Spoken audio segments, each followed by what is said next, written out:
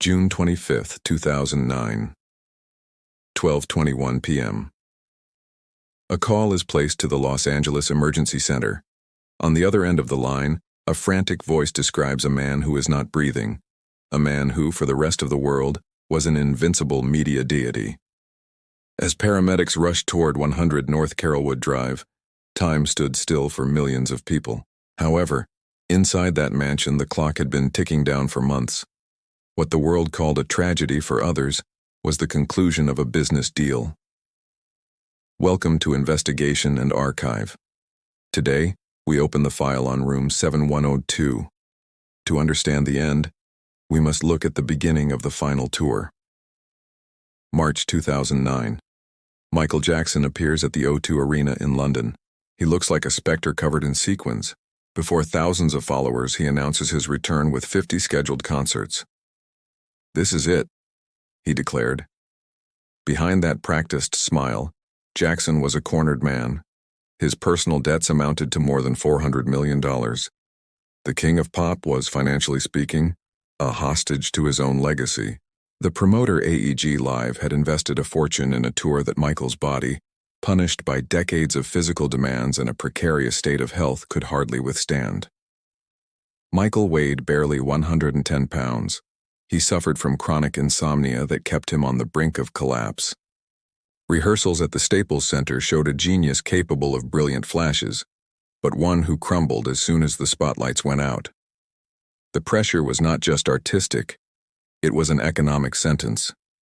If Michael did not take the stage, he would lose everything: his properties, his name, and most importantly, his music catalog. Let's enter the sanctuary of chaos, room 7102 of his rented mansion in Holmby Hills. It was not a conventional bedroom. Investigators would later describe it as an improvised intensive care unit lacking minimum safety conditions. In the center of this scene appears the figure of Dr. Conrad Murray, a cardiologist with severe financial problems hired specifically to do the impossible. Murray's mission was to administer propofol to Jackson. This is an extremely potent anesthetic used exclusively in operating rooms under strict medical supervision. In room 7102, the drug was supplied without proper cardiac monitoring and on a soft bed that rendered any attempt at resuscitation useless.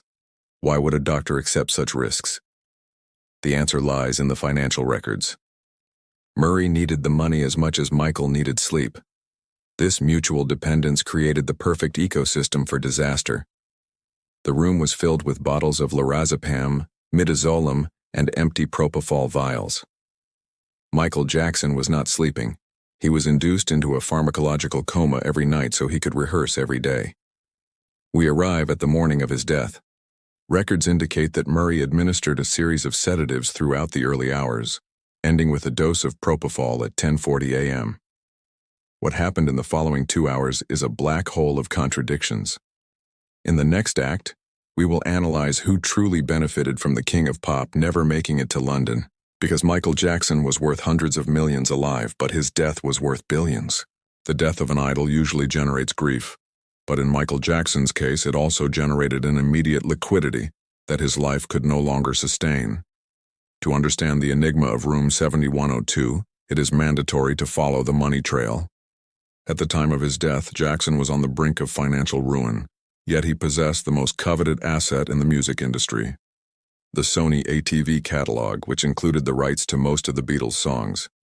This catalog was not just a collection of songs, it was a weapon of mass negotiation.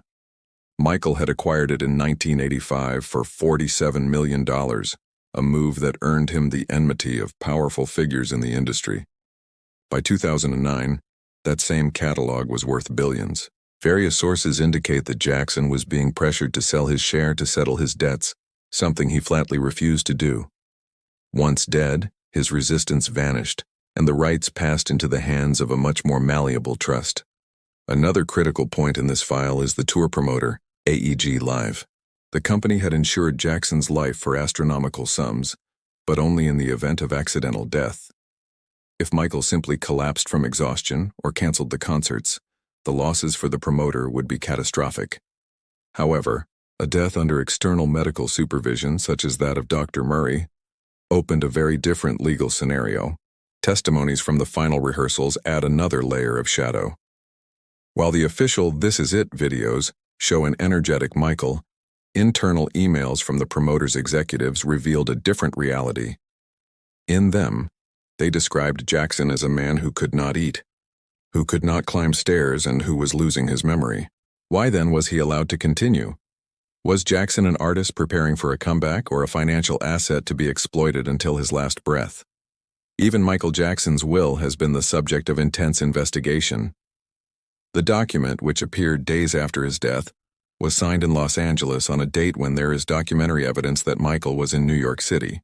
This location error has fueled theories for years that the control of his estate was orchestrated by the same forces that pressured him in life.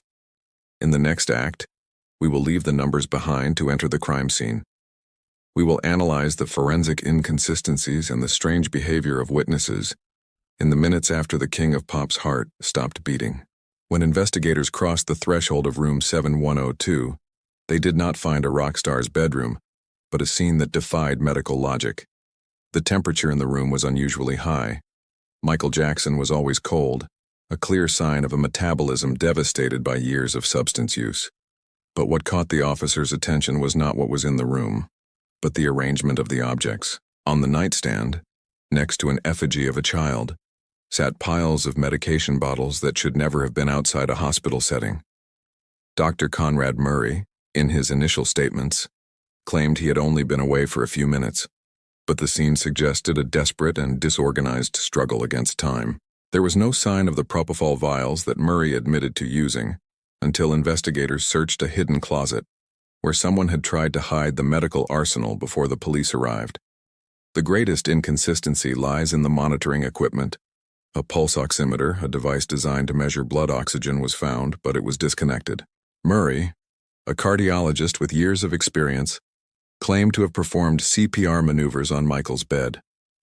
Any medical student knows that cardiac massage on a soft surface is useless. The body simply sinks, preventing the heart from receiving the necessary pressure. Why would an experienced doctor make such a basic mistake? Added to this is the mystery of the IV bag. Reports detail that a bag was found hanging from a stand with a strange hole at the bottom, suggesting that someone could have introduced additional substances manually and in a hurry. Furthermore, the autopsy revealed that Jackson had recent puncture marks not only on his arms, but also on his legs and feet, indicating a desperate search for usable veins in a body that could no longer absorb any more. But perhaps the most disturbing detail is the testimony of Alberto Alvarez, Jackson's logistics director. Alvarez testified under oath that before allowing him to call 911, Dr. Murray ordered him to collect several vials and IV bags from the room. Murray was not prioritizing his patient's life. He was prioritizing cleaning the scene. These golden minutes, vital for saving Michael, were lost in an attempt to hide evidence under a pressure that only the doctor knows where it came from. The silence surrounding the Carrollwood Drive mansion was not a result of peace, but of a strict confidentiality protocol. However, on that June 25th, the protocol was shattered.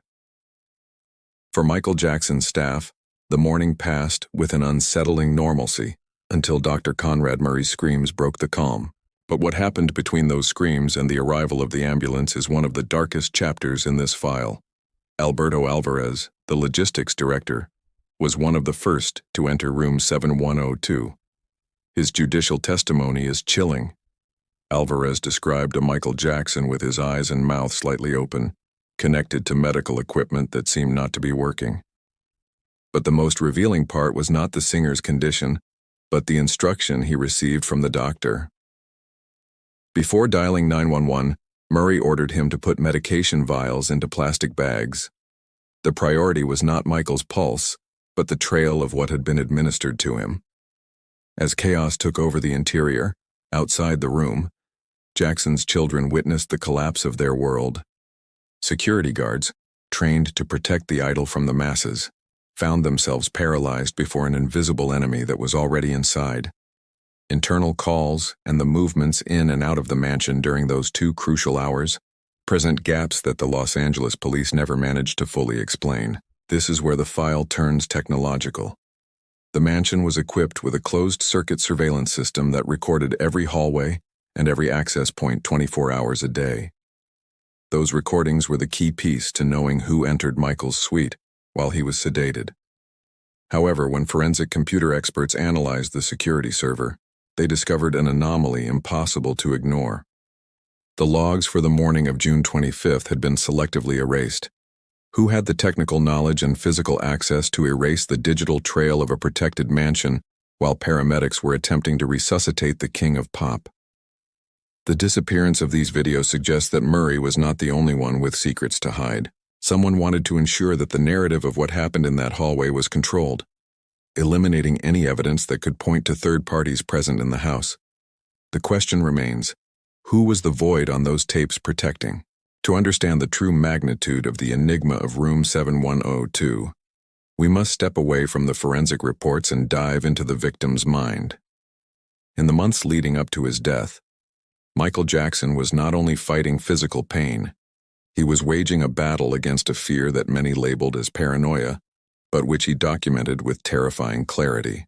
Through a series of handwritten notes and personal diaries recovered by his innermost circle, the image of a man who felt sentenced emerges. Michael Jackson was no stranger to the pressures of the industry, but his final writings reveal something much darker. In notes found in his books and taped to mirrors, Jackson repeated a phrase that today resonates with a prophetic echo. "They are trying to kill me." He was not referring to ghosts, but to people with names and surnames within the financial structure surrounding his "This Is It" tour. Michael specifically mentioned his fear that someone wanted to take total control of his song catalog, the Sony ATV asset, and that he was the only obstacle in the way. The archive of his final days reveals that Michael felt watched in his own home. He confessed to his daughter Paris and his sister LaToya that he feared the phones were tapped and that the concert promoter was squeezing him until the last drop. These lost diaries show an artist who felt trapped in a contract he could not fulfill and from which he was not allowed to escape. In his own words, he felt like a slave to the system. The pressure was not just for him to perform, it was for him to maintain the value of a machinery that was worth more with him off the stage than on it. Subsequent investigations have brought to light that Michael Jackson was looking for ways to protect himself. He tried to hire outside private security that had no ties to his usual managers. Why did the most famous man in the world feel so vulnerable in the loneliness of his mansion? The answer may lie in the way his health was managed. Michael wrote about how he felt forced to take substances to perform, describing a cycle of chemical dependency that was not a personal choice, but a requirement of the corporate script. There are even telephone recordings, recovered from the archives of his associates, where Michael Jackson is heard under the influence of deep sedatives but with a coherent message. He spoke of how they were going to get rid of him when he was no longer useful. This sense of impending doom is a key piece that the trial of Conrad Murray chose to ignore, treating it as a simple case of medical negligence. But for investigation and archive, these writings are the testimony of a victim who warned of his own end. If Michael Jackson knew his life was in danger, the question is, why couldn't he stop it?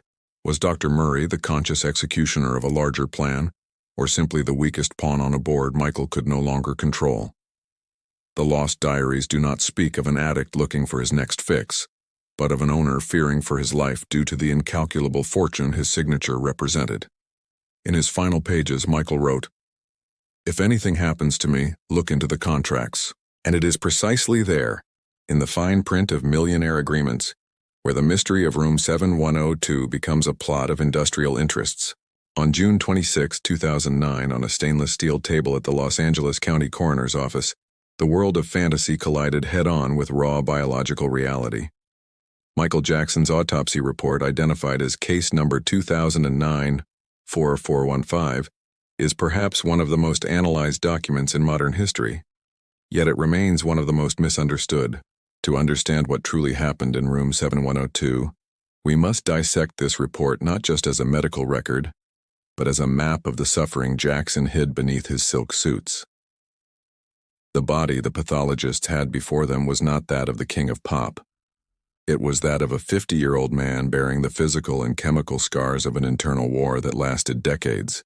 The first detail that shocked investigators was the state of extreme emaciation. Michael Jackson stood 5 feet 9 inches tall, but his weight at the time of death was barely 136 pounds. However, what the report describes is not just a lack of food, but a body that had stopped properly absorbing nutrients. His stomach contained no solid food, only the remnants of semi-dissolved medications. This image of a man surviving on liquids and drugs shatters the facade of energy that the promoter AEG Live tried to sell during the This Is It rehearsals.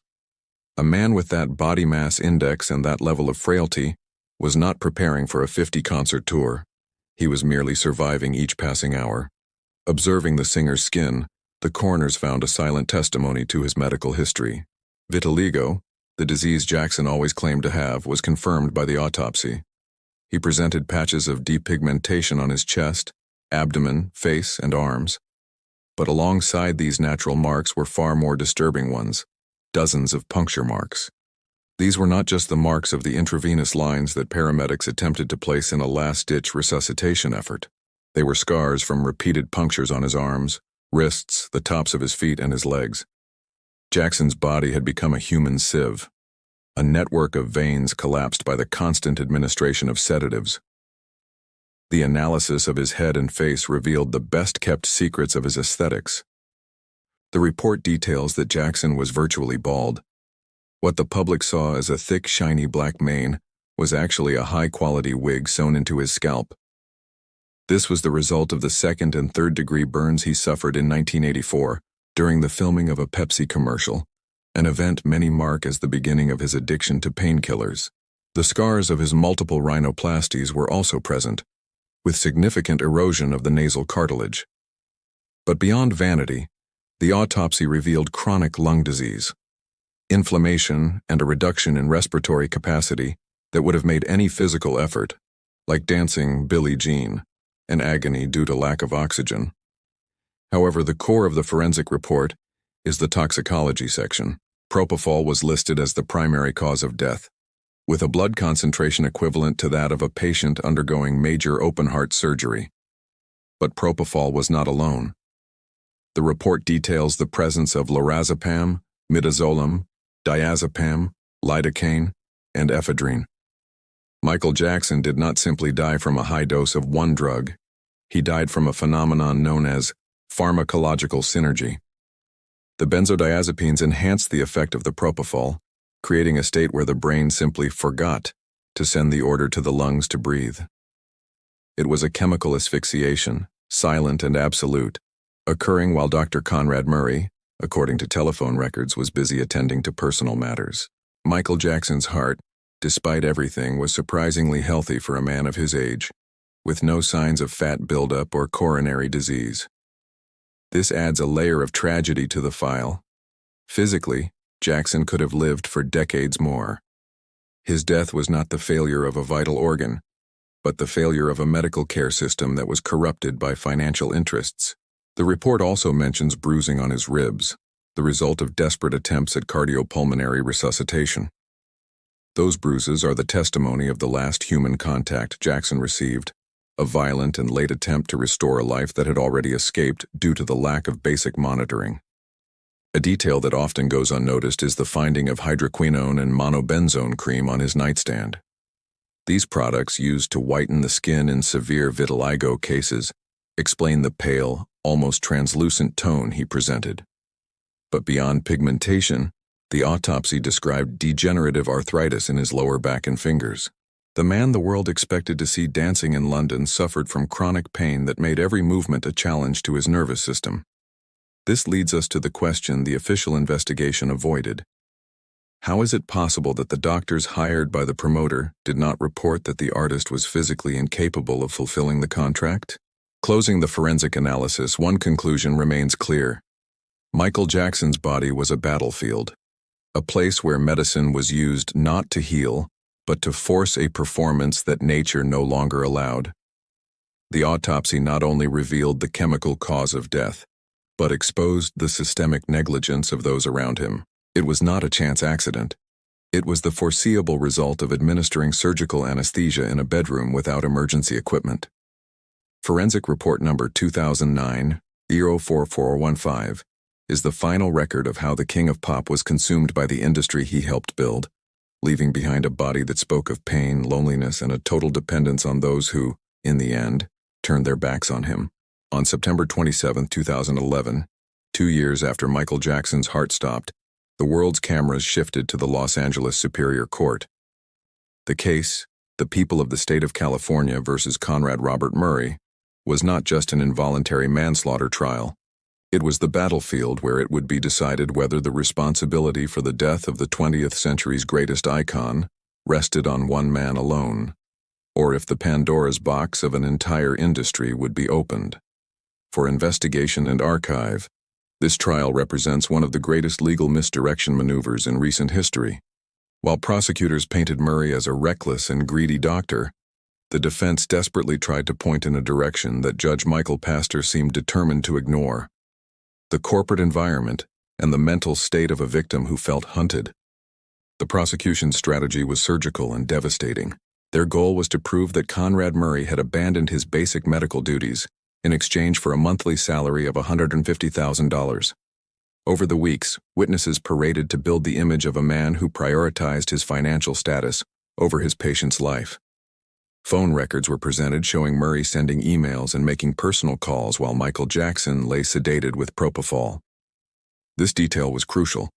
The prosecution argued that Murray not only administered a lethal dose, but committed the cardinal sin of medicine: lack of vigilance. The jury heard testimony from experts who stated that, with basic monitoring equipment and constant medical attention, Jackson could have been rescued in seconds. The message was clear: Murray was the executioner of criminal negligence. However, behind this simplistic narrative, Murray's defense, led by attorney Ed Chernoff, tried to introduce a much more complex and disturbing theory. According to their view, Michael Jackson was not a passive victim, but a desperate man who, in a moment of the doctor's absence, injected himself with an additional and fatal dose of propofol. Although this theory was dismissed by many as a desperate attempt to blame the victim, it brought to the table a reality that the trial barely dared to touch: Jackson's level of addiction and desperation.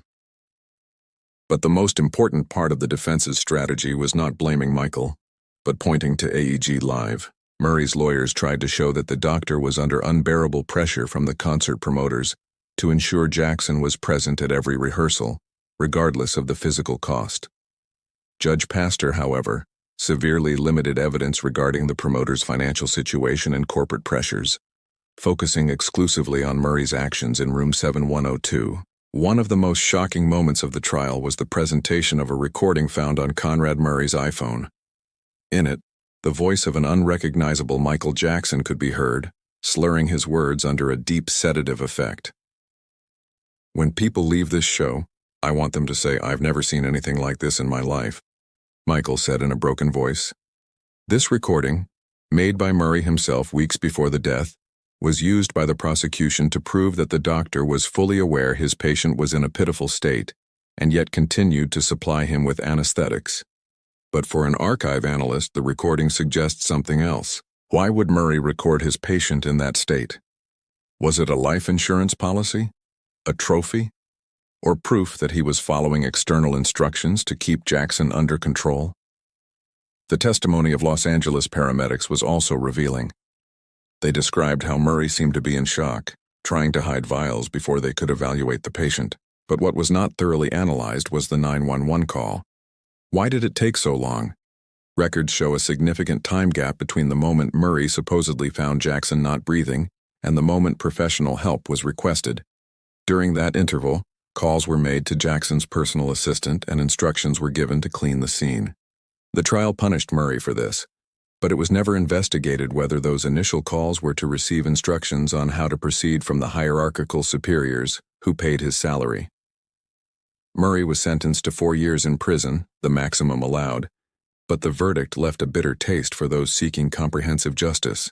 By centering all the blame on Conrad Murray, the legal system closed the door on investigating the responsibility of the corporations overseeing the tour. The idea was accepted that a single doctor, acting in isolation, was solely responsible for the death of the music industry's golden goose. There was no deep dive into why AEG Live hired a cardiologist with millions in debt instead of a sleep or anesthesiology specialist. There was no investigation into why warning signs from show director Kenny Ortega, who warned that Michael was not well, were ignored. Murray was, in many ways, the perfect scapegoat, a man with obvious flaws whose actions allowed the true architects of the pressure on Jackson to remain unpunished before criminal law. The trial of Conrad Murray was a necessary closure for the public narrative but a failure for exhaustive investigation. While the doctor served his sentence, Michael Jackson's debts were paid off, and his legacy generated historic profits for the very actors who pushed him to the limit. At Investigation and Archive, we consider the 2011 judicial process to have been an exercise in damage control. A head was handed to the public to quench the thirst for justice, while contracts, insurance policies, and music catalog deals remained safe in the vaults of Los Angeles skyscrapers. Room 71002 had only one occupant that morning, but the threads moving what occurred there extended far beyond the capabilities of a single doctor from Las Vegas. If the trial of Conrad Murray was theater for public consumption, Michael Jackson's relationship with Sony Music was the Cold War fought in the glass offices of New York and Tokyo. For Investigation and Archive, Room 7102 cannot be analyzed without understanding that Michael Jackson was not just an artist. He was the co-owner of the crown jewel of the music industry, the Sony ATV catalog. This intellectual property archive, which Jackson acquired in 1985 following a bold move that sidelined his friend Paul McCartney, included the publishing rights to over 250 Beatles songs and thousands of other hits. By 2009, that catalog had become a multi-billion-dollar asset, and Michael Jackson was the only obstacle to Sony gaining total control over it. The tension between Jackson and the multinational reached its boiling point years before his death, specifically in 2002. In one of the most unusual images in pop history, the most famous man in the world protested in the streets of New York, calling then-president of Sony Music, Tommy Mottola, racist and devilish. Michael wasn't crazy. He was desperate. He alleged that Sony was deliberately sabotaging the promotion of his album Invincible to force him into a state of technical insolvency. The goal? To force him to use his 50% stake in the Sony ATV catalog as collateral for loans he could never repay. In the world of high capital, Michael Jackson was a man worth far more as a liquidation of assets than as a creative artist with autonomy. Following his death, the trail of this financial conflict becomes even clearer. It is a documented fact that Jackson was under stifling pressure from creditors linked to the industry to refinance debts exceeding $300 million. What is rarely mentioned is that, according to various sources in his legal circle, Michael was planning a total restructuring that would have permanently distanced him from Sony and the promoter AEG. In his personal archives, mentions were found of an independence plan that included the creation of his own distribution platform.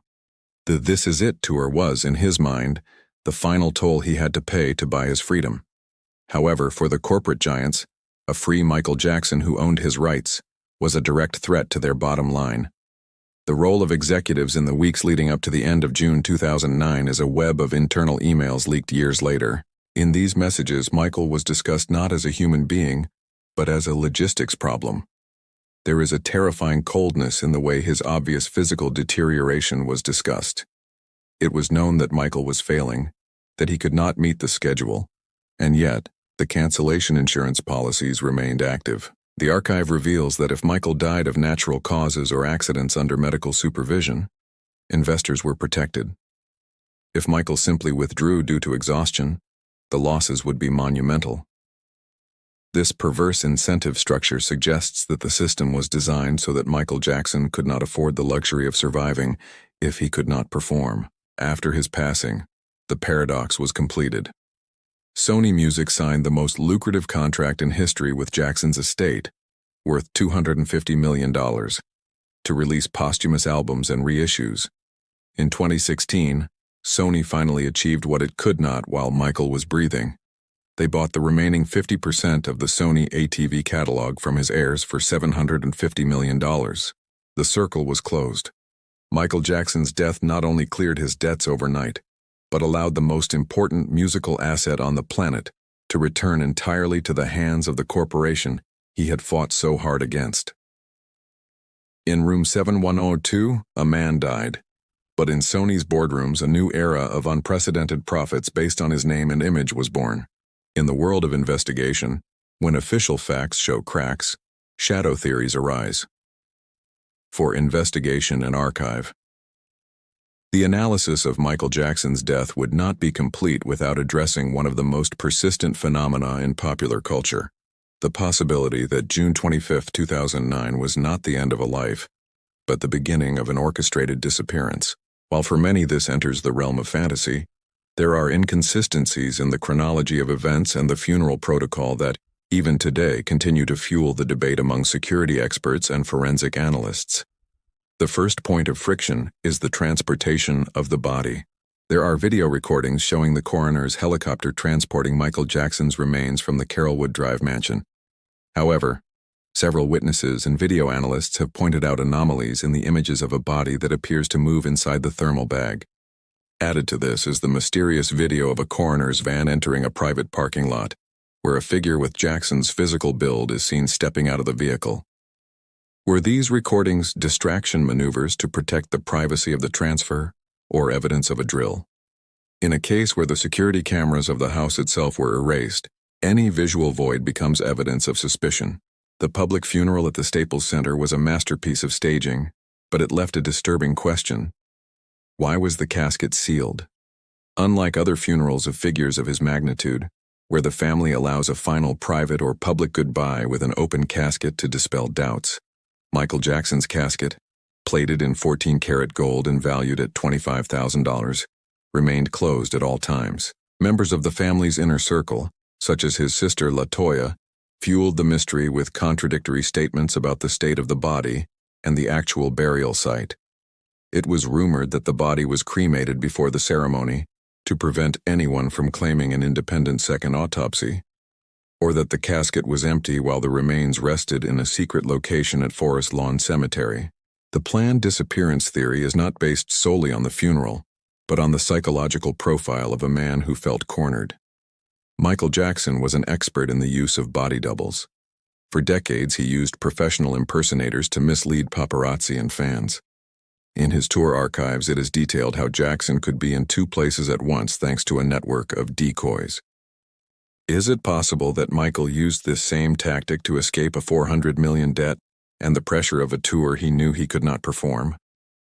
The idea of a civil death, where the legal person dies but the individual survives in anonymity, is a concept Michael had discussed with some of his closest advisors as an extreme exit from his media siege. Another element under the microscope is the behavior of his inner circle in the following days. Social networks and technical research forums have for years analyzed the appearances of a mysterious character named Dave, a man with a face disfigured by burns whom Michael had protected since childhood. During an interview on Larry King's show on the day of the funeral, Dave's voice and gestures were analyzed by biometric experts, who suggested a staggering match with Michael Jackson's patterns. While these theories are difficult to prove, they highlight the feeling that the public was not given the whole truth. However, from an investigation and archive perspective, the escape theory clashes with an economic reality. Michael Jackson was worth more dead to his creditors, but he deeply loved his children. Would he have been capable of abandoning them to live in anonymity? Supporters of the escape suggest that his children are the only ones who know the secret, and that the luxury life they lead today is the result of a private agreement. What is certain is that, between the gaps in the forensic report, the erased cameras, and a closed casket funeral, the perfect scenario was built for the legend that Michael is still alive to never die. In the file of room 7102, the body was the evidence of the crime, but its absence in the collective imagination remains the final enigma. In the archive of any criminal investigation, direct testimonies are the pillars of truth.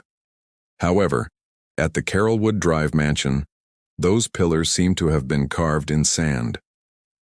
To understand the chaos of room 7102, we must analyze the versions of those who formed Michael Jackson's security ring, his bodyguards, and his domestic staff. During the trial and in the years since, contradictions have emerged that suggest what the world heard was a filtered and authorized version of the facts. The role of Alberto Alvarez, the logistics director, remains one of the most controversial points. Alvarez was the first to enter the room after the collapse. His description of Michael Jackson, with his eyes open and his mouth slightly agape, is an image that has remained etched in the historical record. But it is his account of Dr. Conrad Murray that raises the most questions. Alvarez testified that Murray was in a state of absolute panic, yet he still had the presence of mind to order him to pack vials and IV bags into plastic bags before calling emergency services. If Murray was solely responsible for Jackson's health, whom was he so afraid of that he prioritized hiding evidence over his patient's life? Investigative logic suggests that Murray was not only protecting his career, but perhaps following a pre-established cleanup protocol for a situation they always knew was possible. On the other hand, we have Michael's trusted bodyguards, Fahim Mohammed and Alberto Alvarez. Their testimonies regarding the minutes prior to the arrival of paramedics present time gaps that the prosecution was never able to fully close. There is talk of a call to Jackson's personal assistant, Michael Amir Williams, before calling 911. Why did the security protocol for a man with Jackson's risk profile not include a direct medical emergency line? Instead, communication followed an administrative chain of command that consumed golden minutes. In the world of emergency medicine, they say, time is muscle, referring to the heart. Every second lost on calls to assistants and picking up bottles from the floor was a direct blow to the singer's chances of survival. Another witness whose version has been scrutinized is the house's personal chef, Kai Chase. She described an atmosphere of absolute normalcy in the kitchen while, upstairs, a desperate battle for the king of pop's life was being fought. Chase mentioned that Dr. Murray came down to the kitchen screaming for help, but never behaved like a medical professional trained for stress management. This disconnection between the house staff and Jackson's personal medical team reveals a systemic lack of coordination.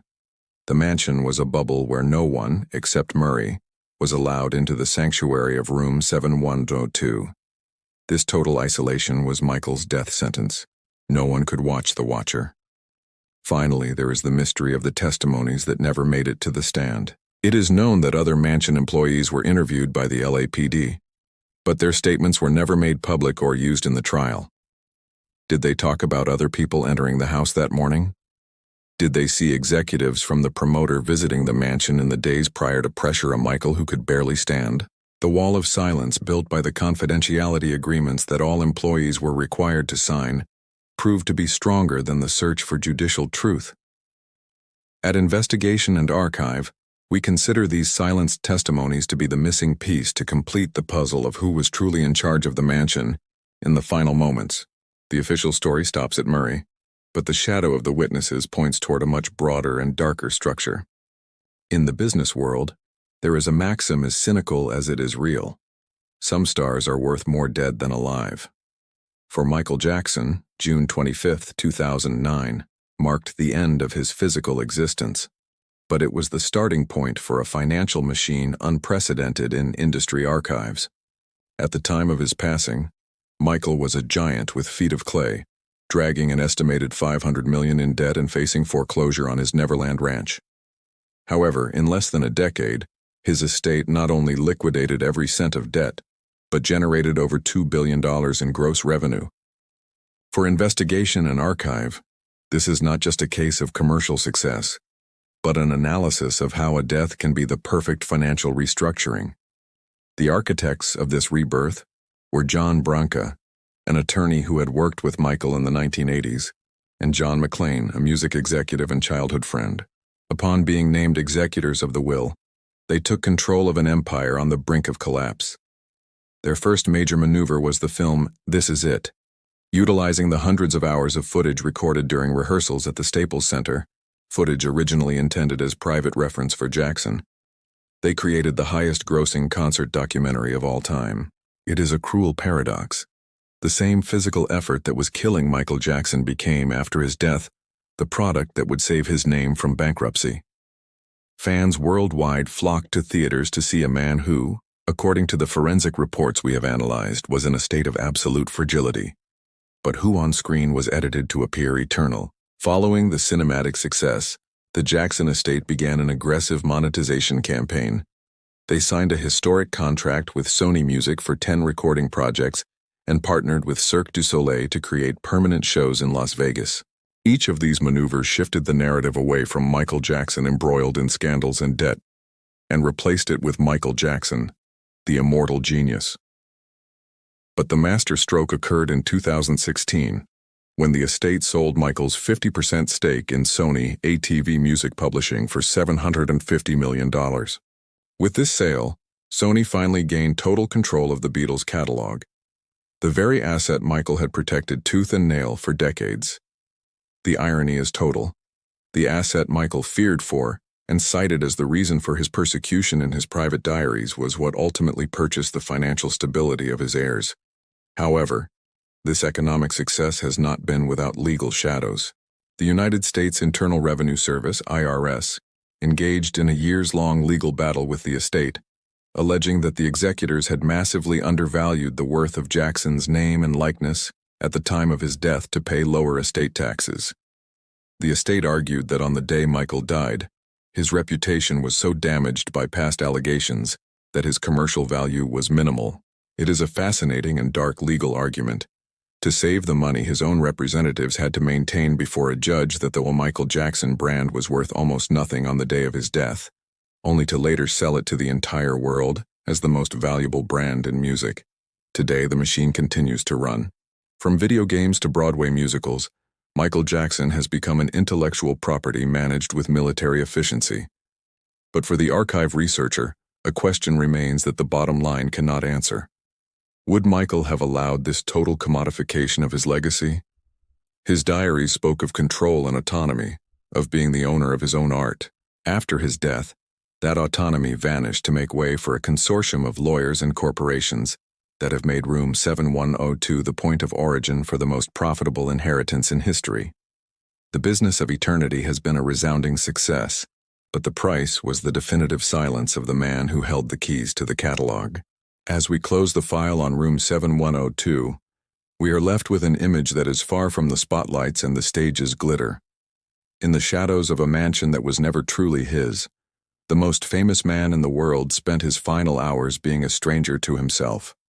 We have walked through forensic reports, analyzed the financial maneuvers of multinationals, and listened to the echoes of a trial that left more questions than answers. But after peeling back all the layers of this complex industrial onion, what remains at the center is an uncomfortable truth. Michael Jackson was the epicenter of a perfect storm, where medicine, corporate power, and absolute loneliness collided fatally. Justice ruled that Dr. Conrad Murray was the sole culprit, a physician who forgot his Hippocratic oath for a six-figure sum. But for investigation and archive, culpability is a much broader spectrum. It is impossible to ignore the responsibility of an industry that saw a man physically fall apart and, instead of stopping the machinery, decided to increase the pressure. Michael Jackson was not just a patient, he was a financial asset who could not afford the luxury of being ill. Room 7102 was not just the site of medical negligence, it was the stage for a surrender. A place where an artist who had spent his life seeking absolute control ended up losing even the right to his own rest. Was it an orchestrated conspiracy from the shadows to seize his musical rights? Or was it simply the inertia of a greedy system that doesn't know when to stop? Perhaps the answer is a mixture of both. Michael's diaries tell us that he felt hunted, and the subsequent bank movements proved that those around him had much to gain from his disappearance. In the world of high capital, you don't need assassins with black gloves when you have a predatory contract, a dependent doctor, and a vial of surgical anesthesia in a bedroom. The system didn't have to plan his death. It simply allowed it to happen by ignoring every distress signal Michael sent during his final months. Today, Michael Jackson is more of a brand than a human memory. His music continues to play, his debts have vanished, and his catalog belongs to those he feared most. The enigma of his death has been buried under the success of his posthumous estate. However, for us, the file remains open. Every time we hear the 911 call, every time we review the deleted minutes of the security cameras, and every time we read the autopsy of that worn-out body, we remember that behind the myth was a person trapped in a cage of gold and drugs. The verdict of history is not a judicial sentence. It is a lesson about the limits of fame and the real price of being the king of pop. We close this file, but the investigation into the truth does not end here. Room 7102 will always be a reminder that at the peak of success, loneliness can be the deadliest poison. Michael Jackson achieved eternity, but the path to it was a choreography of shadows that the world is only just beginning to understand. At Investigation and Archive, we seek the truth hidden behind the headlines, because every story has a trail of evidence that time cannot erase. Thank you for joining us in this first major file. The archive is vast, and the mystery is infinite. Until the next investigation.